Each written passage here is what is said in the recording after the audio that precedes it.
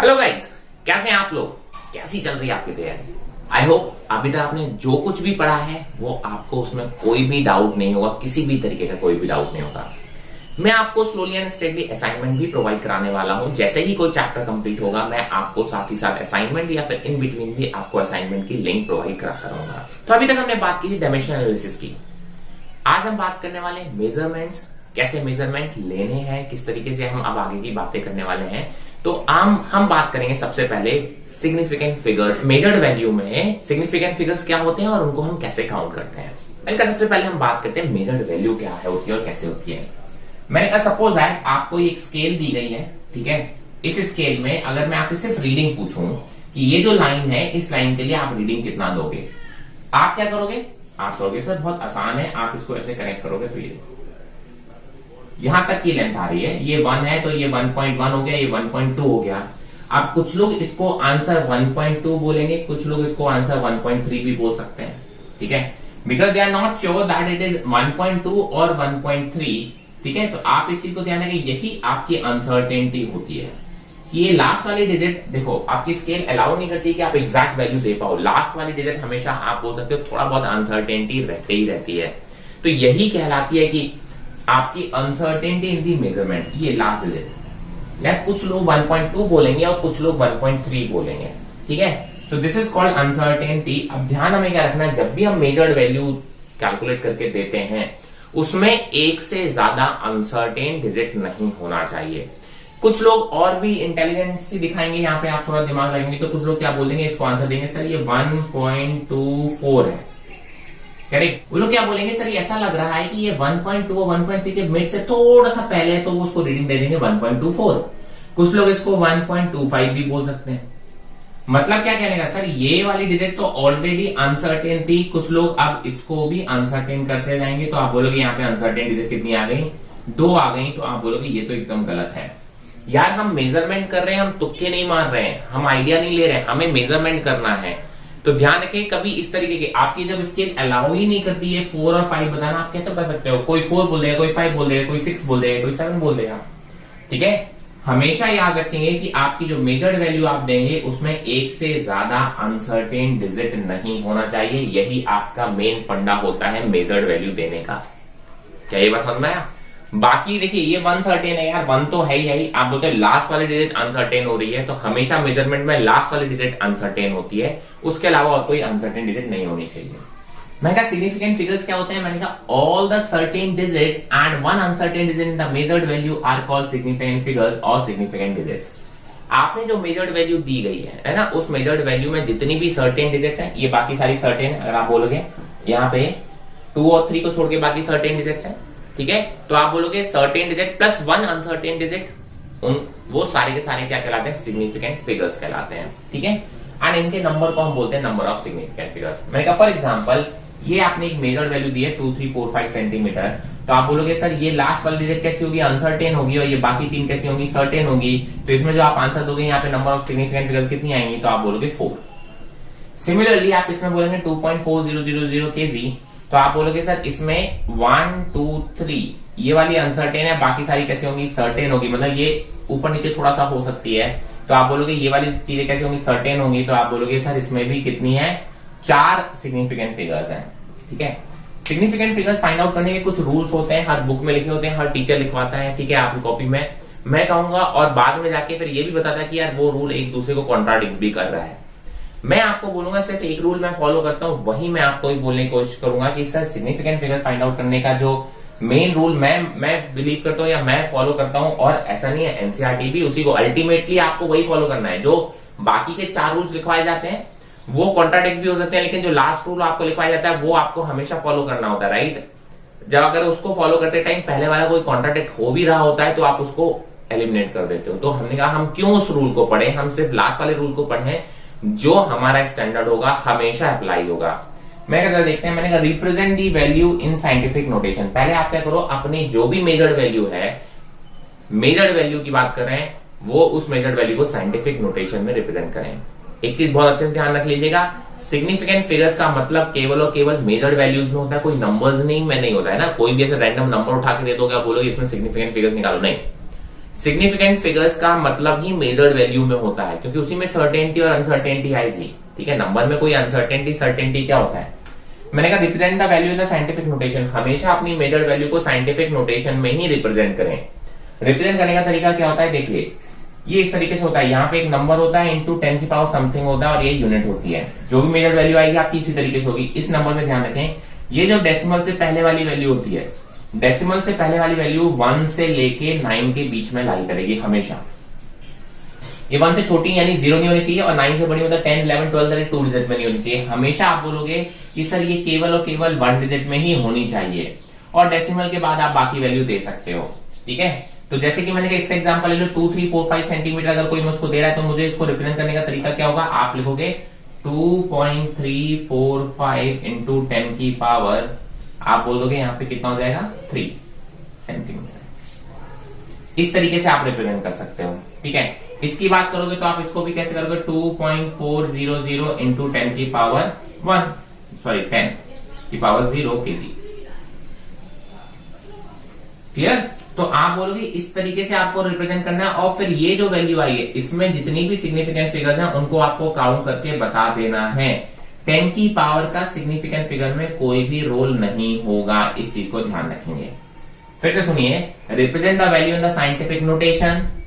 Scientific notation में भी आप बोलेंगे डेसिमल से पहले हमेशा 1 से 9 की वैल्यू लेनी पड़ेगी, बाकी डेसिमल के बाद जो कुछ भी हो सकता है, इंटू 10 की पावर समथिंग। 10 की पावर जो भी हो उसे साइंटिफिक आप बोलेंगे सिग्निफिकेंट फिगर्स में कोई भी रोल प्ले नहीं होगा। ये जो आपकी वैल्यू आई इसमें जितनी भी सिग्निफिकेंट फिगर्स हैं आप सारी की सारी सिग्निफिकेंट फिगर्स बता के आप बता सकते हैं इसमें नंबर ऑफ सिग्निफिकेंस कितना है। मैंने कहा ये एक मेजर वैल्यू थी 3.420 into 10 to the power 2 kilometre. आप बोलेंगे इसमें लास्ट डिजिट कैसे होगी? अनसर्टेन होगी, तो आप बोलोगे इसमें 1, 2, 3 प्लस 1 अनसर्टेन मतलब कितनी? 4। तो आप बोलोगे इसमें 4 सिग्निफिकेंट फिगर्स होंगी।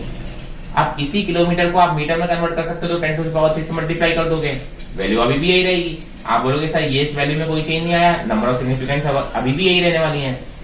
सिमिलरली सेंटीमीटर में कन्वर्ट कर दो तो भी आप बोलोगे अभी भी नंबर ऑफ सिग्निफिकेंस आपकी यही रहने वाली है। तो आपका मेन रूल ही है कि यार देखो साइंटिफिक नोटेशन में रिप्रेजेंट करो और फिर उसकी सिग्निफिकेंट फिगर्स फाइंड आउट करो। ये जो एक रूल है ये हमेशा याद रखना है। ये भी होता है कि change in unit do not change the number of significant figures. आपने अगर कोई मेजर्ड वैल्यू दे दी है, मुझे जब कोई मेजर्ड वैल्यू दे दी है तो अब मैं उसको सेंटीमीटर में रिप्रेजेंट करूं, मीटर में रिप्रेजेंट करूं या फिर मैं किलोमीटर में रिप्रेजेंट करूं, क्या मेरी अनसर्टेनिटी या सर्टेनिटी में कोई फर्क पड़ेगा उस मेजर्ड वैल्यू के? नहीं। मैंने मेजर करके दी ना, मैंने बताया सर ये सर्टेन डिजिट है, ये अनसर्टेन है। अब आप उसको सेंटीमीटर में लिख दो, मीटर में लिख दो, कोई फर्क पड़ना भी नहीं चाहिए था, है ना? आप बोलोगे, इसलिए हम बोलते हैं change in units do not change the number of significant figures in the measured value. And that's why आप देखिए एक ही वैल्यू को आपने 3 तरीके से रिप्रेजेंट किया, लेकिन सब में आपकी सिग्निफिकेंट फिगर्स कितनी आ रही हैं? 4। अब आपके जो बाकी जो बुक्स में या स्कूल्स में या जो रूल्स लिखवाए जाते हैं उनमें आप अलग अलग एक ही वैल्यू को अगर आप अलग अलग रिप्रेजेंट करो तो हो सकता है उसमें सिग्निफिकेंट फिगर्स उन रूल के अकॉर्डिंग अलग अलग आने लगेंगे। फिर हम बोलेंगे नहीं ऐसा नहीं होता, रूल्स के अकॉर्डिंग ये वाला भी फॉलो करना चाहिए। तो आप इस तरीके से फिर आप उसको साइंटिफिक नोटेशन में ही रिप्रेजेंट करोगे। तो हम इसलिए उन रूल्स को बिल्कुल भी नहीं पढ़ते हैं। एनसीईआरटी भी उन रूल्स को अब अवॉइड करने लगा है, ठीक है, कैलकुलेशन में। इसमें एक और ध्यान रखें, pure number have infinite number of significant figures. Pure number 10 है ना, मैंने कहा सर यहाँ पे स्टूडेंट की काउंटिंग करो कितनी है, बोले 10 है। अब वो 10 ही होगी ना यार, 10 पॉइंट समथिंग नहीं होगी। ऐसा तो नहीं होगा कि 10.01 हो जाए या 10.05 हो जाए या 10.50 हो जाए, वो 10 है, फिक्स है। मैं उसको 10.00 लिख सकता हूं, अभी भी उतना ही सर्टेन है, कोई भी अनसर्टेनिटी नहीं है। मैंने कहा उसे 10.000000 4 बार लिख सकता हूं, हाँ सर बिल्कुल आप लिख सकते हैं, बिकॉज मुझे मालूम है 10 से 11 होगा आप सीधा। अब वो 10.01 या 02 ये नहीं होगी, मतलब उसमें अनसर्टेनिटी है ही नहीं, नंबर है ना यार, नंबर 2 है तो 2 ही होगा ना। अगर मुझे किसी चीज को 2 से मल्टीप्लाई करना है, नंबर है, कोई मेजर्ड वैल्यू नहीं है, नंबर है, ध्यान रखना। Pure number have infinite number of significant figure. तो आप बोलते हो अगर कोई नंबर आप दे रहे हो मुझे कि यार ये एक नंबर है, मेजर्ड वैल्यू नहीं है, ध्यान रखना, ये एक मेजर्ड वैल्यू है, ये एक मेजर्ड वैल्यू है। अगर आपको बोला गया ये एक नंबर है, इस नंबर में आप बोलोगे कितनी सिग्निफिकेंट फिगर्स हैं, मैं कहूंगा अगर ये नंबर है तो नंबर में इनफाइनाइट सिग्निफिकेंट फिगर्स होती हैं। आप चाहे जितने जीरो में आगे बढ़ाते जाओ, पॉइंट क्या है वो अभी भी उतना ही रहेगा, 17 विल रिमेन 17, भले उसके आगे आप डेसिमल के बाद जीरो कितना ही बढ़ा दो। जबकि मेजर्ड वैल्यू में आप डेसिमल के बाद अपने मन से जीरो नहीं बढ़ा सकते, ठीक है। वरना आपकी कैलकुलेशन का मतलब चेंज हो जाएगा। क्यों चेंज हो जाएगा? जैसे से आप आगे मेथड वैल्यूज पढ़ेंगे तब आपको समझ में आएगा। ठीक है। नाउ एक और इंपॉर्टेंट पार्ट इसमें होता है rounding off the uncertain digits. कभी कभी क्या होता है कि हमारे पास एक डिजिट आ जाती है, मेजर्ड वैल्यू आ जाती है, उसमें एक से ज्यादा अनसर्टेन आ जाएंगे, एक से ज्यादा अनसर्टेन आएंगे, तो हमें क्या कहना है कि सर हमें आंसर अपना वन अनसर्टेन डिजिट में ही देना है, तो बाकी अनसर्टेन डिजिट को हम एलिमिनेट करते हैं। अब एलिमिनेट का मतलब नहीं होता कि उसको अवॉइड कर देंगे, हम राउंड ऑफ करते हैं। तो राउंड ऑफ करने के कुछ कायदे होते हैं। मैंने कहा फॉर एग्जाम्पल यही एक वैल्यू थी 2.400 लेते हैं, 2.40, चलो 2.345 लेते हैं, 345। इसमें ये भी अनसर्टेन है और ये भी अनसर्टेन है, दो अनसर्टेन डिजिट आ गई। मान लो कैसे भी आ गई, आपने मेरे को आंसर किसमें देना है? सर मुझे आंसर देना है वन अनसर्टेन डिजिट में, तो उसको राउंड ऑफ करोगे, ये वाले 5 को रिमूव करना पड़ेगा, तो जो रिजल्ट आएगा वो 2.34 आएगा, है ना। अब ध्यान रखना कि सर ये 5 को आप ऐसे नहीं कि आंख बंद करके सिर्फ रिमूव कर दो, इसके कुछ रूल्स होते हैं रिमूव करते टाइम, वो रूल्स क्या है उनको थोड़ा ध्यान रखेंगे। मैंने कहा if insignificant digit to be dropped is more than 5 the preceding digit is increase by 1।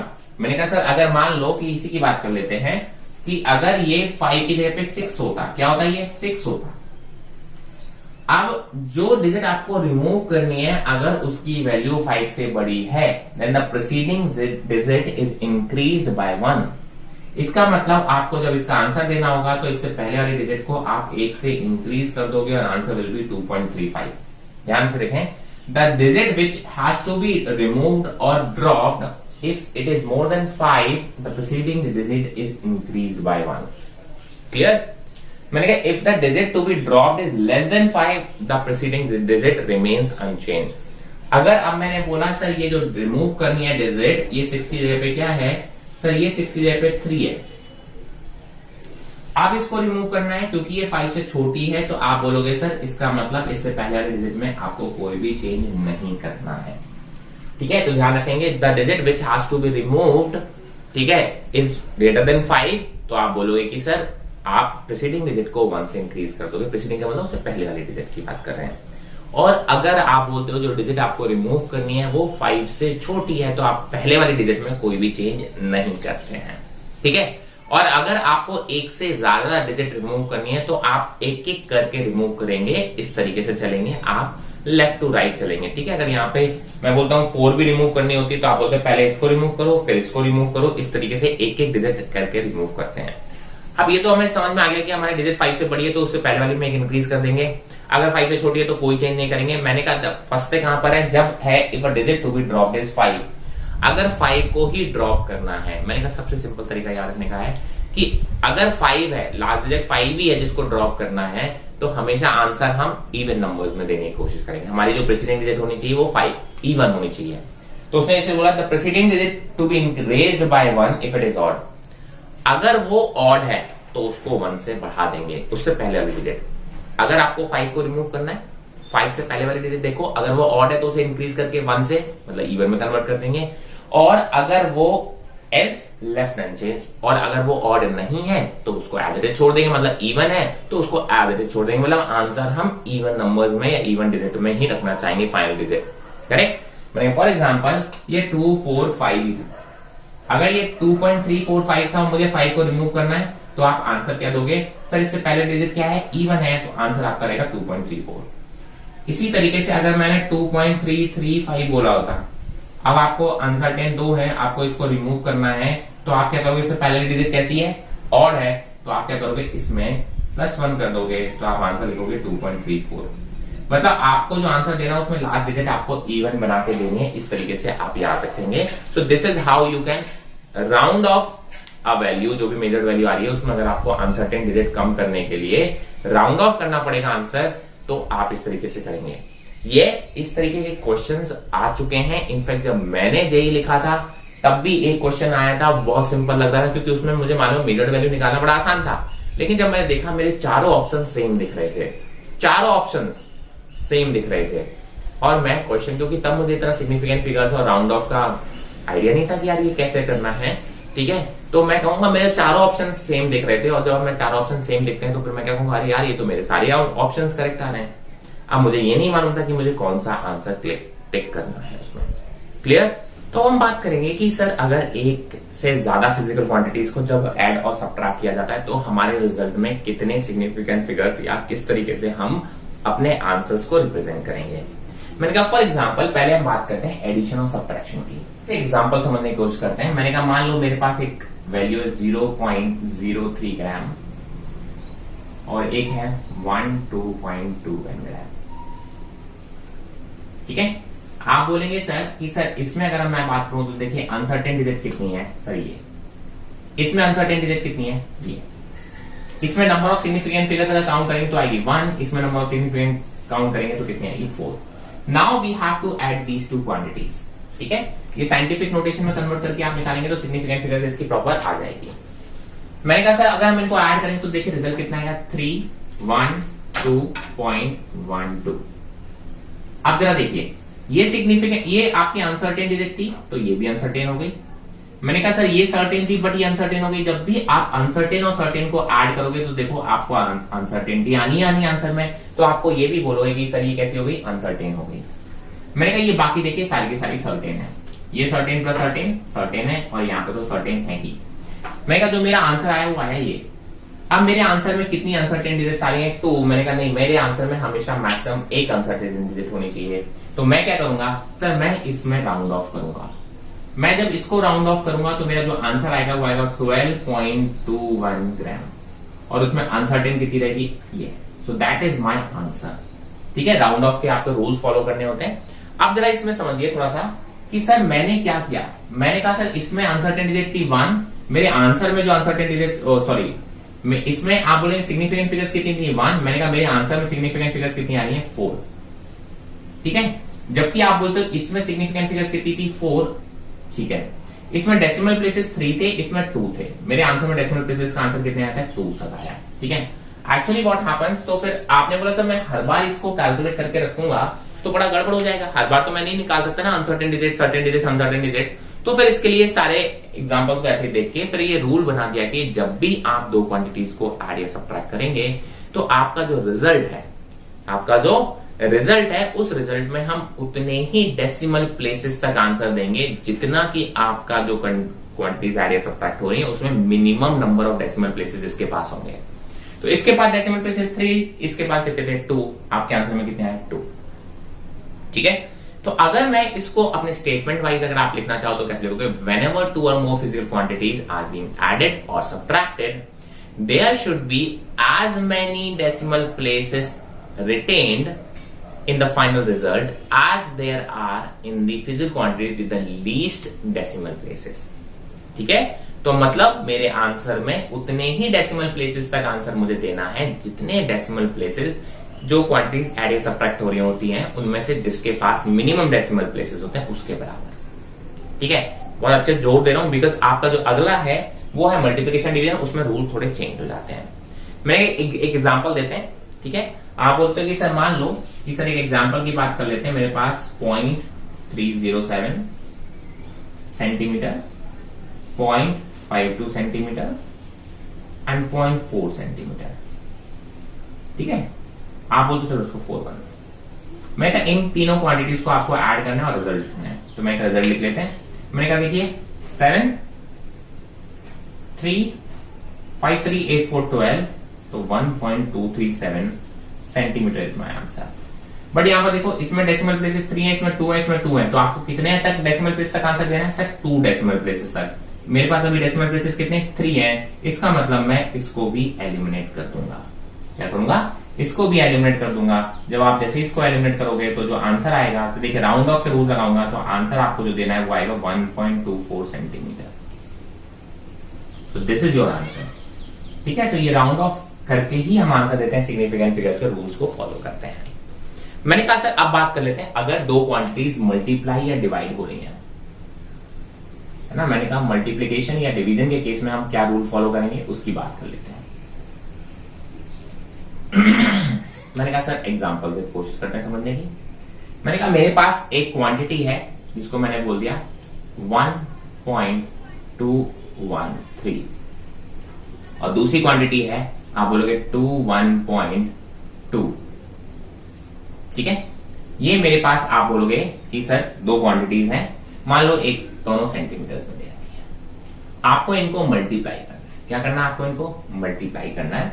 ठीक है सर, मल्टीप्लाई करना है। मैंने कहा जरा देखो, इसमें अनसर्टेन डिजिट कितनी है? 3, और इसमें अनसर्टेन डिजिट कितनी है? 2। मैंने कहा इसमें number of significant figures count करोगे तो कितने आ रहे हैं? 4 आ रहे हैं। मैंने कहा इसमें number of significant figures count करोगे तो कितने आ रहे हैं? 3 आ रहे हैं। मैंने कहा जरा मल्टीप्लाई करो। मैंने कहा मल्टीप्लाई कर लेते हैं।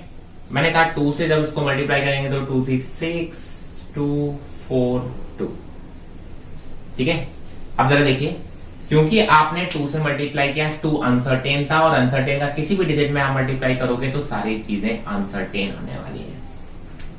ठीक है, यहां तक कोई दिक्कत नहीं। मैंने कहा 1 से मल्टीप्लाई करोगे, 1 से जो मल्टीप्लाई करोगे तो 3 1 2 1।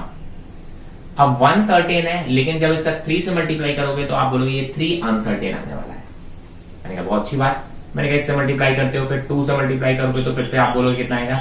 6 2 4 2। अब इसमें देखिए, जब 2 को 3 से मल्टीप्लाई करेंगे तो 3 अनसर्टेन था, तो जो ये क्वांटिटी है ये आपके अनसर्टेन डिजिट्स आ गए। ठीक है, ये आपके पास। मैंने कहा इनको जरा ऐड करोगे तो बोलोगे 6 3 2 5 6 5 11 कैरी 1 7 4 1 5 एंड 2। मैंने कितने डेसिमल प्लेस है? 3 + 4। तो आप बोलोगे सर आपके आंसर में ये आ रहा है, और सेंटीमीटर को मल्टीप्लाई करोगे तो सेंटीमीटर स्क्वायर हो चुका होगा। अब जरा देखिए इसमें से कौन कौन से आपके अनसर्टेन है। मैंने कहा अनसर्टेन, ये देखिए, ये अनसर्टेन ऐड हो रहा है तो ये भी अनसर्टेन, ये अनसर्टेन ऐड हो रहा है तो ये भी अनसर्टेन, और ये ऐड हो रहा है 2 वाला अनसर्टेन, तो ये बाकी सारे सर्टेन हैं। तो मैंने कहा सर मेरे आंसर में 4 अनसर्टेन डिजिट्स हैं जो कि एक्सेप्टेबल नहीं है। मैं क्या करूंगा? मैं राउंड ऑफ करूंगा। मैंने कहा जब मैं इसको राउंड ऑफ करूंगा तो मेरा जो आंसर आएगा वो आएगा 25.716। एक एक करके राउंड ऑफ करूंगा। मैंने कहा अभी भी मेरा अनसर्टेन है। आप बोलोगे सर इसको राउंड ऑफ करूंगा तो मेरा जो आंसर आएगा वो आएगा 25.72।